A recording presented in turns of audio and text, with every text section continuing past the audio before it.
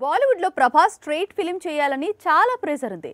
హిందీలో తనకున్న స్టార్డంతో direct film చేస్తే north side box office Sheikh అవుతుంది అనేది అక్కడి మేకర్స్ చెప్పే మాట. అందుకే గతంలో ఆదిపురుష్ చేశాడు, కానీ ఓం రౌత్ హ్యాండ్ ఇచ్చాడు. కానీ ఇప్పుడు మాత్రం అలాంటి మిస్టేక్ రిపీట్ కానివ్వను అంటున్నాడు రెబల్. రాజాసాబ్, ఫౌజీ, స్పిరిట్, ప్రశాంత్ వర్మతో ప్రభాస్ మూవీస్ చేస్తున్నాడు. అయితే ఇవన్నీ కూడా తెలుగు చిత్రాలు. కానీ ప్రభాస్ ఇప్పుడు హిందీ చిత్రంలో నటించాలనుకుంటున్నాడు. అందుకోసం డైరెక్టర్ తో చర్చలు జరుపుతున్నాడు. ఆయన ఎవరో కాదు, హిందీ ఇండస్ట్రీకి దంగల్ లాంటి ఇండస్ట్రీ హిట్ ఇచ్చిన మేకర్ నితీష్ తివారీ. ప్రస్తుతం ఈ దర్శకుడు రణబీర్ తో రామాయణం తెరకెక్కిస్తున్నాడు. దాదాపు 4,000 కోట్లతో ఈ మైథాలజీ మూవీ 2 భాగాలుగా తెరకెక్కుతున్న సంగతి తెలిసిందే.